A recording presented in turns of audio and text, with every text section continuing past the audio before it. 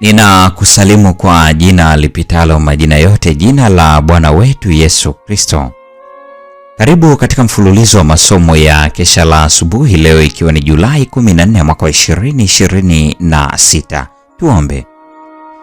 Lihimidiwe jina lako Baba yetu na Mungu wetu uliye mbinguni. Asante kwa ajili ya asubuhi njema ya leo. Asante kwa ajili ya fursa hii ya pekee ya kujifunza neno lako. Watoto wako wa kiume na wa kike tumekuja kwako kwa unyenyekevu mwingi. Tunaomba ukatupokee. Tusamehe dhambi zetu, tusafishe uovu wote, tutakase na tukubali tutembee nywani mwako. Zaidi ya yote, tunapoenda kujifunza mada ya leo, ikatuandae kwa ajili ya ufalme wako. Enda nasi katika jina la Yesu, amina. Mada ya leo na kichwa kinachosema kujiandaa kuongoza. Samueli wa kwanza sura ile ya 17 aya 34 na 35 imeandikwa, na alipokuwa akija simba au dubu akamkamata mwana kondoo wa lile kundi, mimi hutoka nikamfuata, nikampiga, nikampokonya kinywani mwake, na akinirukia humshika ndevu zake, nikampiga, nikamua. Daudi alikuwa akiongezeka katika kumpendeza Mungu na wanadamu. Alikuwa amefundishwa katika njia ya Bwana, na sasa aliweka moyo wake kikamilifu zaidi kufanya mapenzi ya Mungu kuliko hapo awali. Alikuwa na mada mpya za kufikiri. Alikuwa katika nyua za mfalme na alikuwa ameona majukumu ya kifalme. Alikuwa amegundua baadhi ya majaribu yaliyoisumbua roho ya Sauli, na alikuwa amepenya katika baadhi ya siri katika tabia na shughuli za mfalme wa kwanza wa Israeli. Alikuwa ameona utukufu wa kifalme ukifunikwa na wingu jeusi la huzuni, na alijua kwamba nyumba ya Sauli katika maisha yao binafsi ilikuwa mbali na furaha. Mambo haya yote yalitumika kuleta mawazo yaliyochanganyika kwake, aliyekuwa amepakwa mafuta kuwa mfalme juu ya Israeli.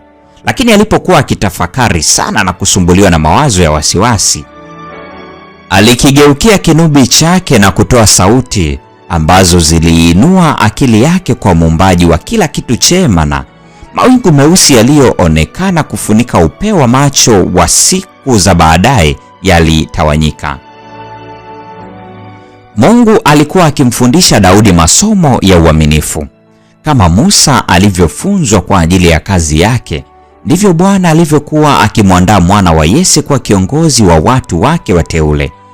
Katika utunzaji wa makundi yake ya kondoo, alikuwa akipata tathmini ya utunzaji ambao mchungaji mkuu anao kwa kondoo wa malisho yake. Milima iliyo peke yake na mabonde mabaya ambapo Daudi alizunguka na makundi yake ilikuwa ni mahali pa kujificha kwa wanyama wala nyama. Si mara chache simba kutoka kwenye vichaka vya kando ya Yordani au dubu kutoka kwenye pango lake kati ya milima walikuja wakiwa wakali kwa sababu ya njaa kushambulia makundi ya kondoo. Kulingana na desturi ya wakati wake, Daudi alikuwa amejihami na kombeo lake na fimbo ya mchungaji basi. Lakini bado mapema alitoa ushahidi wa nguvu zake na ujasiri katika kulinda vilivyokuwa chini ya ulinzi wake. Uzoefu wake katika mambo haya ulithibitisha moyo wa Daudi na kukuza ndani yake ujasiri na ustahimilivu na imani. Hii ni Julai 14, mada ikisema kujiandaa kuongoza. Mungu atubariki sote na nikutakie tafakari njema. Ni wimbo gani mzuri, nafsi yangu itaimba.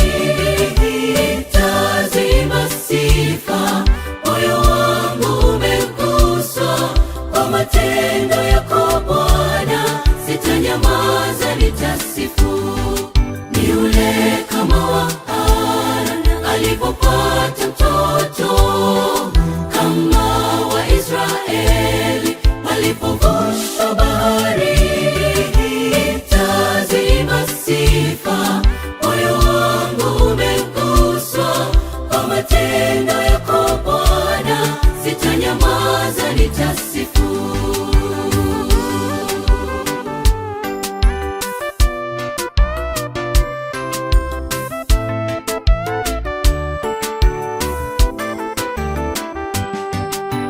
Hata tusipoyakumbuka ni mangapi alifanya, hatukuomba, yamefanywa ushuhuda kwetu.